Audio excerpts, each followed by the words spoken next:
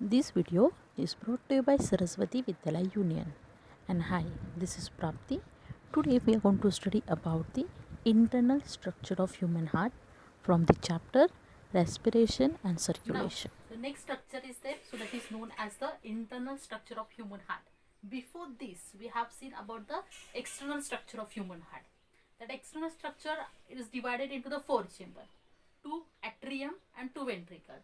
See that internally also, this human heart get divided into the four chamber. These two are the atrium, these two are the ventricles. Okay, now this is the right atrium. See that purposely I have used here blue color and here I have used the red color, because here this blue color indicates it carries the deoxygenated blood, and this red color indicates that it carries the oxygenated blood. Okay, now here this right atrium is there. This right atrium carries deoxygenated blood from superior vena cava, from inferior vena cava and coronary sinus. See that. This is the opening of superior vena cava, this is the opening of inferior vena cava, and this is the opening of coronary sinus. Remember this one, here walls are present. Wherever there is the opening of the inferior vena cava, that is known as the post-caval structure. So here it is guarded by the wall, and that wall is known as the Eustachian wall.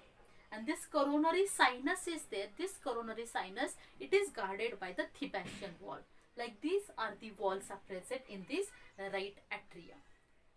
Remember this one, this right atrium carries the deoxygenated blood from superior vena cava, inferior vena cava and the coronary sinus. That coronary sinus is present on the back side. Okay, now after this, then this deoxygenated blood from right ventricle, it flows into the right ventricle. From right atrium, that blood enters into the right ventricle. So here the walls are present. In between the right atrium and right ventricle, there is the presence of the tricuspid wall. Okay, there is presence of these tricuspid walls. Okay, at the same time I'll explain you about this also. See that this left atrium, which carries the oxygenated blood. From whom they are carrying the oxygenated blood? From these pulmonary veins. Okay, this left atrium carries oxygenated blood from the pulmonary veins. Then this blood enters into these right ventricles. Okay, here in between the atrium and the ventricle, and in between the atrium and the ventricle, the aperture is present. Auriculoventricular aperture is present. At this auriculoventricular aperture, in between the right atrium and right ventricle, there is a presence of tricuspid wall. In between the left atrium, left ventricle, there is a presence of bicuspid wall.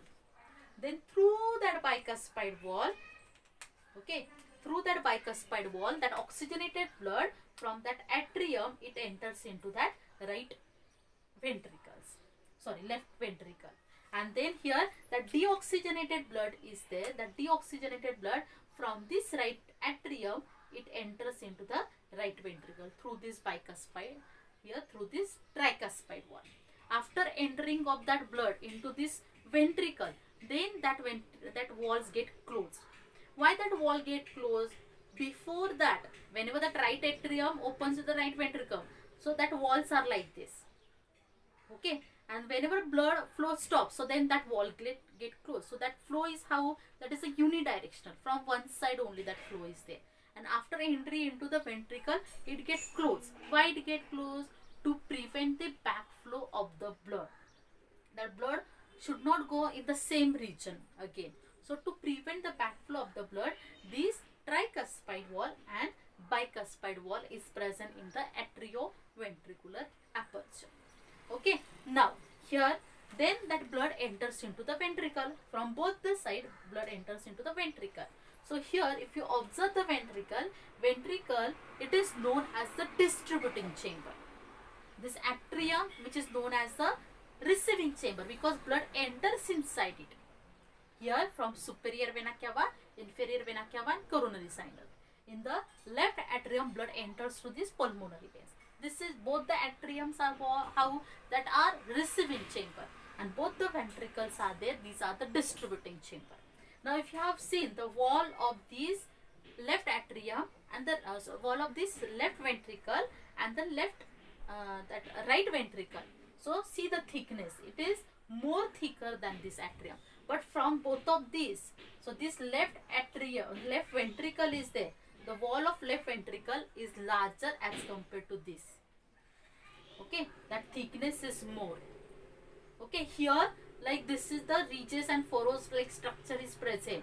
So that ridges and furrows like structure which is known as the columni carni. Okay, now here these walls, here tricuspid wall and bicuspid wall. Both of these walls are attached to these papillary muscles. Here the muscles are present. Here, see that with the help of green color I have shown, this bicuspid and the tricuspid wall, both the walls are attached to these muscles. See that it is attached to the muscle with the help of what? With the help of that fibrous structure. And this fibrous structure which is known as the chordae tendineae. Okay, then this blood enters into this ventricle. Deoxygenated blood enters into the ventricle through this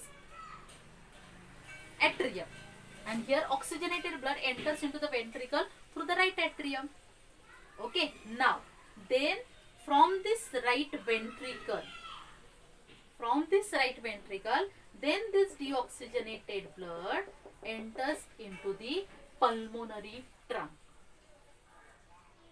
Okay, from the right ventricle, this right ventricle opens into the pulmonary trunk, and this left ventricle is there. This left ventricle opens into this systemic aorta. Okay, right ventricle carries the deoxygenated blood, left ventricle carries the oxygenated blood. So it enters into what? Into the systemic aorta. Okay, but here at both the region, here this in between the right ventricle, whenever right ventricle opens into the pulmonary trunk, it is guarded by the walls, and these walls here also, whenever that left ventricle opens into the systemic aorta, it is guarded by the wall, and that walls are known as the semilunar wall. That walls are known as the semilunar walls. Then through that semilunar wall, from the right ventricle, then this deoxygenated blood enters into the pulmonary trunk. From the pulmonary trunk, then it enters into the left pulmonary artery and left pulmonary veins, and then from the left pulmonary veins it passes towards the lungs. Okay, and then whenever blood, that oxygenated blood from the left ventricle through this semilunar wall, it enters into the systemic aorta.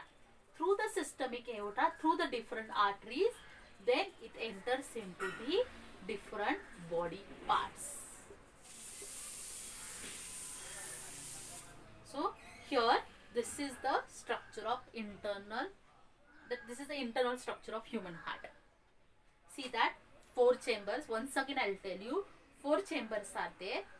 So these are the receiving chamber, these are the distributing chamber.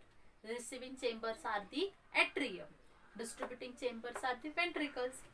This receiving chamber, here right atrium carries deoxygenated blood, left atrium carries the oxygenated blood. So then this blood enters into the right ventricle. Then from the right ventricle, blood enters into the pulmonary trunk.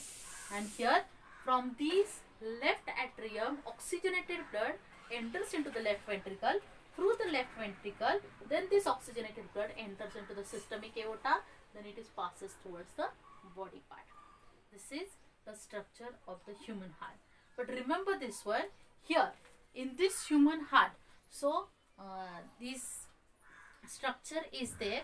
Here there is a presence of what? There is a presence of there is a presence of foramen ovalis.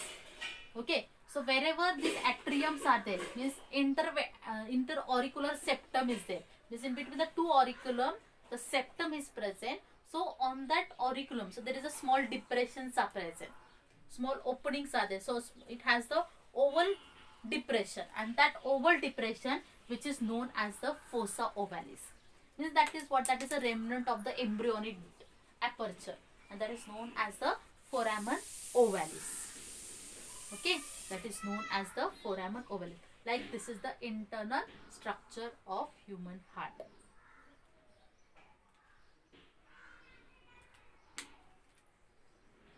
For watching this video, please like, share and please comment on this video, and please subscribe my channel. My channel name is Prapti Vanzare. Thank you.